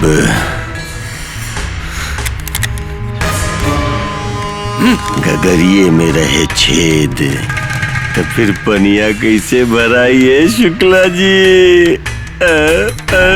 बुलाई बुलाए वो सब चुभन के बाहर, बोली निकले, ए चूहेदानी से बाहर निकल जाए चूहे, बुलाई। विधायक जी, काहे अपना मुंह से अपना मौत के बुलावा था नहीं? हम मरे से न डराइला, चुपचाप हमारे पिस्तौल हमके वापस देता। दे हमके। वर्दी के गर्मी बुढ़ापा में अच्छा ना लागेला ए शुक्ला जी। गुड़िया रानी बिटिया रानी परियों की नगरी से एक दिन राजकुंवर जी आएंगे। शुक्ला जी और सिंघम sit down boy।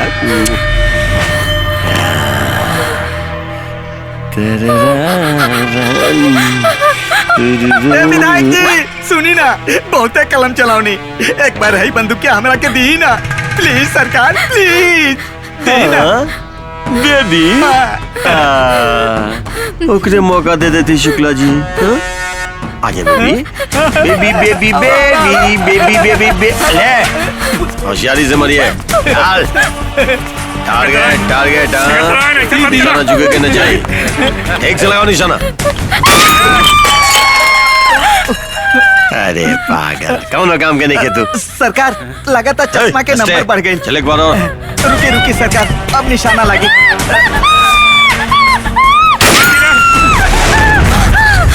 तेरी कहीं कलम चलाओ, कलम गोली चलावे लायक तो नहीं के। सुअर झुंड में और टोली में, लेकिन शेर हमेशा अकेला चलाला। कब वो शेर जैसे चल के देख नगद नारायण। अरे भांडा तो फूट गई। कृष्ण जन्माष्टमी, राधा रानी और साथ में हमर दोनों बेटी सयानी। खूब तू लोग घुमैले हमरा।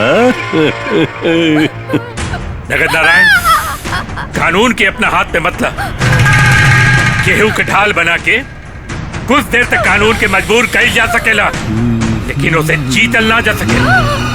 अपन गुनाह कबूल कर ला, कबूल कर ला अपन गुनाह। Smart boy, bank bank. अरे सरकार ये का कहनी जोश में कानून के रखवाला के ही मार देनी। अरे FIR दर्ज हो जाएगी। बैल बुद्धि विंध्याचल, अरे इतने बुद्धि रही तेरा तो हमारा जगह पे तू खड़ा रहते हैं। सुन, FIR बनी लेकिन FIR का होई देख। दूगो कानून से भागल मुजरिम, एगो कानून के रखवाला, ये तीनों मिल के आयल रहे शुक्ला के पास आपन बात मनवावे जोर जबरदस्ती से। ओकरा बाद भी शुक्ला न मानल तो बड़ा बेरहमी से ही लोग शुक्ला के कत्ल कर देलस। देख देख इतफाकन वही समय पे हमनी भी आ गई नहीं। ये तीनों मिलके हमनी के साथ भी जबरदस्ती कैलस, लेकिन इस ससुरा सब हमनियों के भी ना छोड़लस, हमनियों से उलझ गए। और ये उलझन में हमर सबसे खास आदमी कटारी ओकरा के अरे बाप रे। भइल असल FIR। भइल FIR समझ ले बाबू, तू लोग से भी हिसाब किताब करब। हाँ चल, हिसाब का भी ले चलते नहीं अपना अड्डा पे, कुछ हिसाब किताब कही जाए। चल रहे बेटिया हमार चल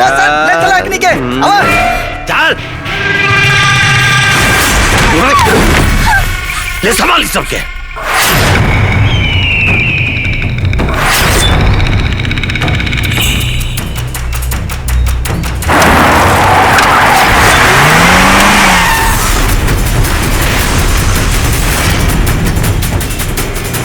अरे आगे नहीं सरकार, आगे नहीं।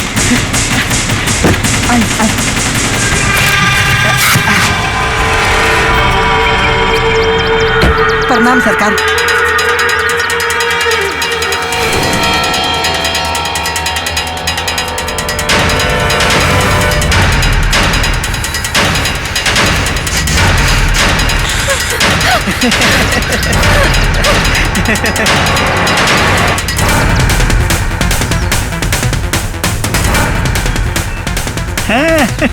का नजारा बा,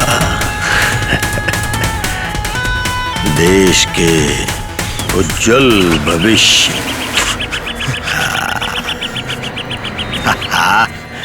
भूतपूर्व इंस्पेक्टर अजय कुमार। अरे पड़े बात तू सुधर में ना का कम सिन जवानी के तो कष्ट दिले बड़े। मजा आई रे पड़े बा मजा आई। सुन सुन सुन मरे वालन की आखिरी ख्वाहिश पूरा करे की चाहिए ना। जरूर है सरकार। चल सुन ले रे तू लोग क्या आखिरी ख्वाहिश भी पूरा कर देता नहीं। दाल ठोक के कहता नहीं कि पुलिस भर्ती में 50 करोड़ के घोटाला हम कैले बानी।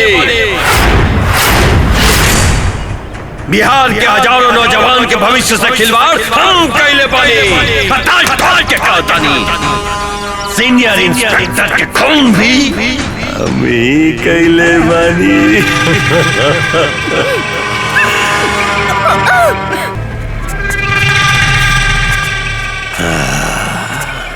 देश के उज्जवल भविष्य अजाइल। अरे ये सब के तो मारे के बढ़ले बा लेकिन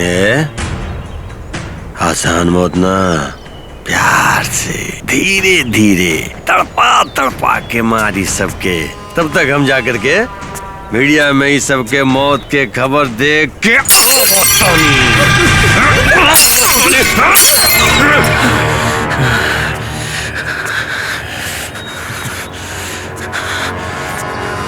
चल शुरू हो जा प्यार से धीरे धीरे तड़पा तड़पा के।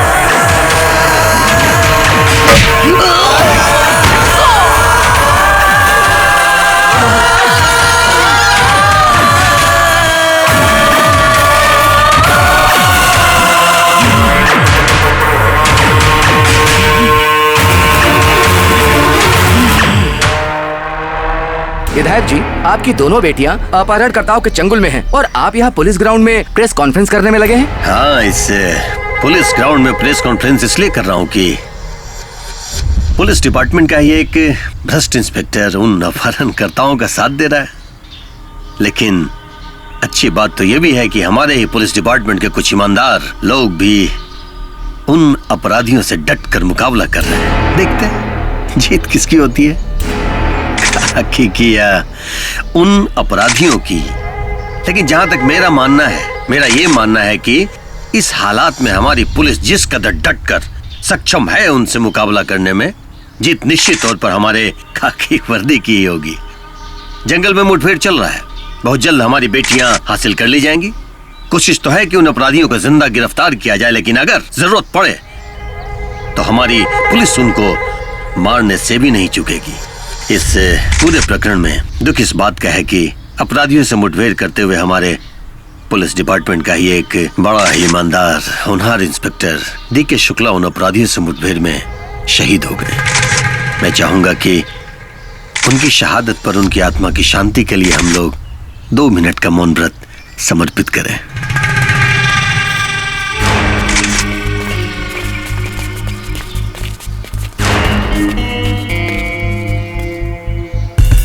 नगद नारायण, नगद नारायण, नगद नारायण।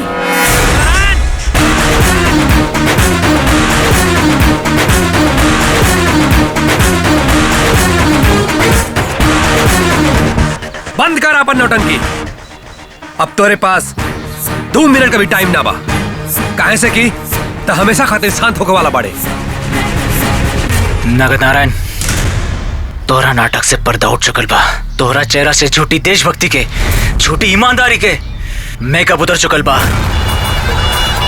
जनता तोर भयानक चेहरा देख चुकल बा। ये सैदपुर से सबसे बड़ी खबर। बिहार पुलिस भर्ती में घोटाले की बात को विधायक नगद नारायण सिंह ने कबूल किया। कि पुलिस भर्ती में 50 करोड़ के घोटाला हम कैले बानी। बिहार के हजारों नौजवान के भविष्य से खिलवाड़ हम कैले बानी। ठोक के कहतानी, सीनियर इंस्पेक्टर के खून भी हम ही कैले बानी।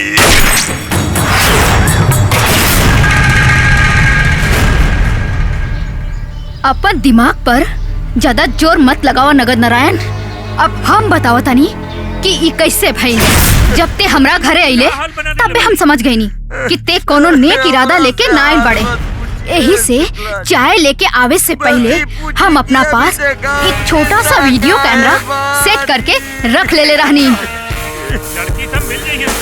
जौना में हमरा घर से लेके तोहर ठिकाना तक पूरा वारदात रिकॉर्ड हो गई।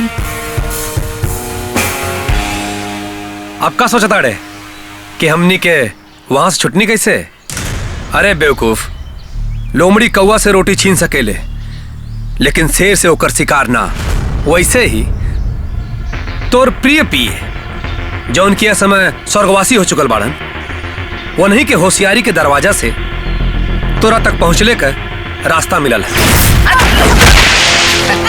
का हो बच्चवा? पुलिस में भर्ती होके रहनु? पुलिस में ये देखा, सिपाही नंबर 2 झूलत हवा। सिपाही नंबर 2 सारे पुलिस में तो भर्ती ना हो सकला जा। बाकी पुलिस के 3rd डिग्री का होला, अब होकर फीलिंग करावतानी। अरे कटासन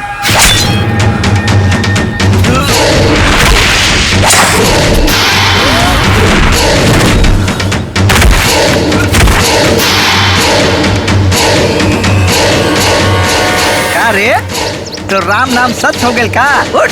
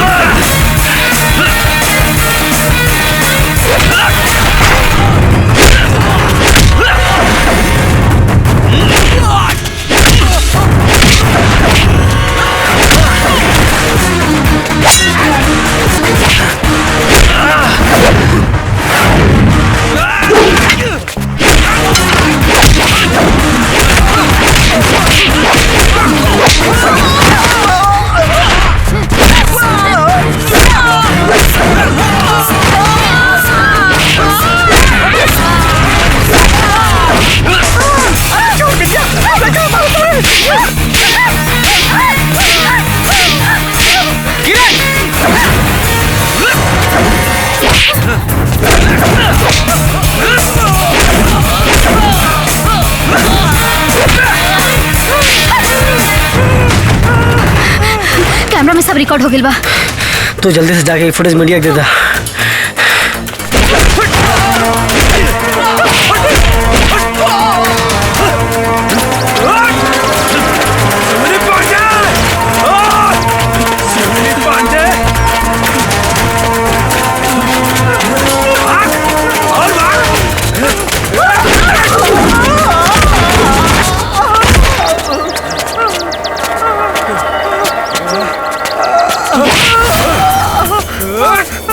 छोड़ दो, हमको माफ कर दो, हमको माफ कर दो, माफ करो, कैसे नहीं के वो सब विधायक अरे बेटा, अरे बेटा, हमको माफ कर दो, ए बच्चों, छोड़ दो, हम सरकारी का सोनी पांडे, तोरा जीवन के सूर्यास्त के साथ अब बिहार का नया सूर्योदय हुई। और हाँ, अब तोरे इसन राहु केतु की जरूरत नहीं खे, काहे से की ते ग्रहण लगाओ खातिर फिर आ जाइबे। चल। इतना बड़का प्लानिंग, कितना बड़का प्लानिंग तू लोग कैले रे, समझिए न पैनी, लेकिन इससे होई का? होई? चल बंद कर कैमरा, अरे बंद कर। सुन, अधिक से अधिक होई 1 महीना के जेल, जेल के बाद फिर बेल के बाद जनता के सामने वीडियो रिकॉर्डिंग को ही फॉरेंसिक जांच में करब घोटाला के बाद अदालत से बाइज्जत बरी, ओकरा बाद चुनाव लड़ने के बाद भारी मत से जीतब, और जीतला के बाद विधायक से सीधा बना मुख्यमंत्री। जितना बड़का अपराधी उतना ही बड़का पोस्ट, ये है यहाँ के राजनीति। यही से तब मौका ही ना देवे के बा, लोगन के नौकरी से सस्पेंड करे वाला आज खुद दुनिया से सस्पेंड हुई। कहे क्या चाहता रे? तू एक विधायक के धमकी देता रे? विधायक के हैं? गोली मार में तू हमरा, ठोक पे तू हमरा, चल ठोक। ला, खेला हथौड़ा से पूछा था कि तू हमरा के ठोकबे? खरबूजा चूरा से पूछा था ते हमरा के कटबे? लकड़ी आग से पूछा था हमरा के जरीबे? अरे तू लोग मुंह का देखा तारे, ठोक दे ससुरा सबके ठोक।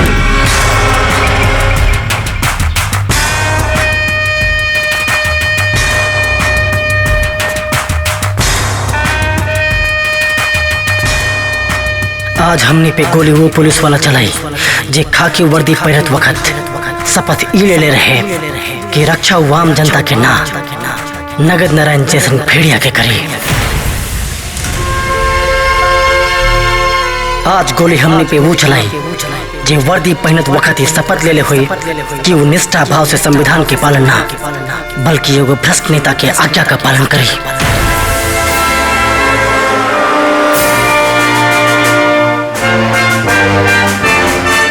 गन डाउन।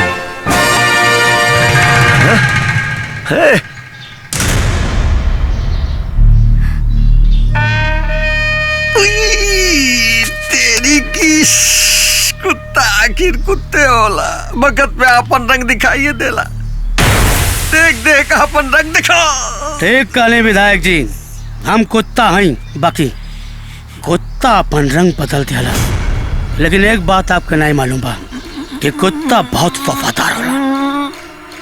तो हमनी के अपना डिपार्टमेंट के साथ कैसे गद्दारी कर सकता निशान विधायक जी? के सुर में अपन भाईचारा गावे लगा, मिले सुर मेरा तुम्हारा तो सुर बने हम। हे भाई, मन वाली कर में देख, हम सब बुला जाता नहीं, तू सब बुला जो, सब खत्म। देख हमरा चुनाव लड़े के बाद चुनाव लड़ो, ओकरा बाद जीतो, सीधा मुख्यमंत्री बनाओ, ओकरा बाद तोरा कोनो पोस्ट दे देता नहीं। कौन सा पोस्ट चाहिए? क्राइम ब्रांच के सबसे बड़का इंस्पेक्टर। हे भाई, माफी दे देना। माफी भी मांगबे तो लालच देखे हैं? अरे माफी मांग बता उन्ने से मांग जेकर माई बाप सब खा गए तो। अदई में कौन सा बड़का बात है? मांग लेती माफी है? और वैसे भी तो सब हमार नवादा हो, हमारे बेटी से मोहब्बत आ रहता ना, मांग लेती माफी भाई। ए भाई माफ कर दे भाई, दवाजी हमने माफ कर दे भाई, हमने माफ कर दे तू लोग। अरे आप दोनों के देखे तो हमरा पहले ही लागल रहे कि हमरा बेटी खातिर योग्य वर आप ही दोनों हो सकिले। बेटिया तो और भी अभी एक संगे करा दे, मालूम बा हमरा।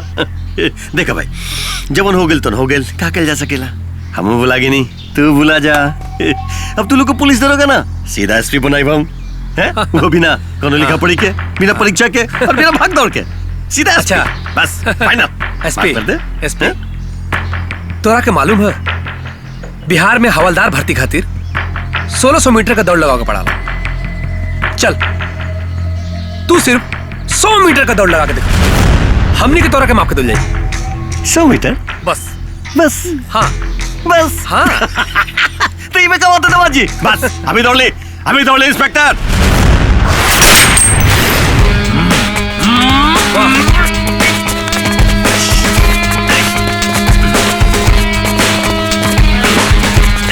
Running running running.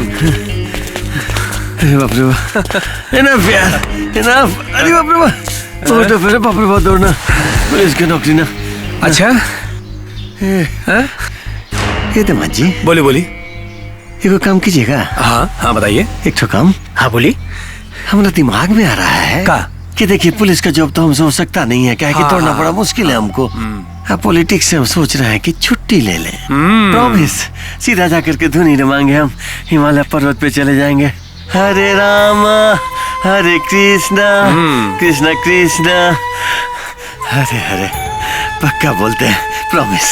चलते हैं हिमालय पे, आप उसे भुला जाइए। मजा आया। चलिए चलिए चलिए।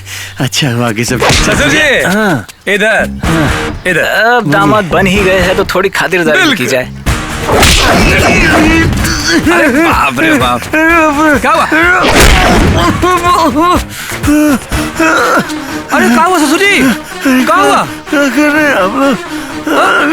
अरे खातिरदारी कर रहे हैं ना हम लोग। एक बात हमको समझ में आया कि हमारे दोनों दामाद जो है ना, एकदम बाहुबली है, एकदम बाहुबली। इजाजत दीजिए हमको। इधर इधर।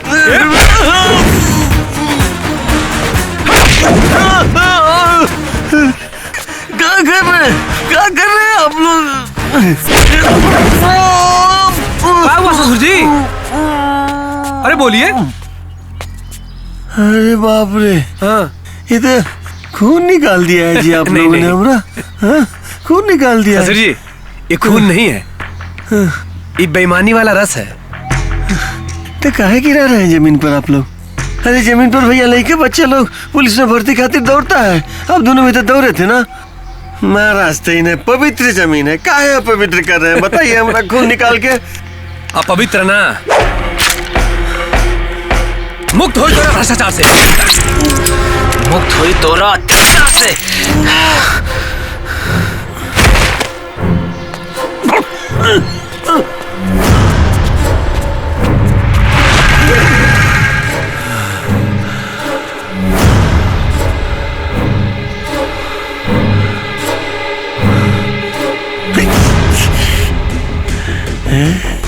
हम तो बच गए भाई। ए दामाद जी, अरे एम्बुलेंस को बुलाइए महाराज, देखिए तुम बच गए, हम तो बच गए भाई। देखिए अब बताइए आप लोग, दो गोली लगने के बाद कौन आदमी बचता है क्या? हम बच गए। मतलब कुदरत भी चाहती है कि हम ये जमीन पर रहे, हमारे लिए कुछ और भी अच्छा काम बचा होगा। अब आप लोग को काम कीजिए ना, एम्बुलेंस को बुलाइए, हमको ले चलिए हॉस्पिटल में भर्ती कराइए। देखिए कोनो फायदा नहीं है, हम मर गए ना तो यहाँ पर मीडिया भी है, सब देख रहा है। FIR होगा, सजा होगा, आप लोग को फांसी का सजा हो जाएगा महाराज, तो फिर हमारी बेटी विधवा हो जाएगी ना। इसलिए छोड़िए हमको और बुलाइए एम्बुलेंस। एम्बुलेंस। विधायक जी, आज FIR हम लिखेंगे और उसमें लिखेंगे कि नगर नारायण ने अपने गुनाहों के प्रायश्चित के लिए अपने आप को गोली मार लिया। और मीडिया आज कुछ नहीं देखा, कहीं किसी ने कुछ नहीं देखा।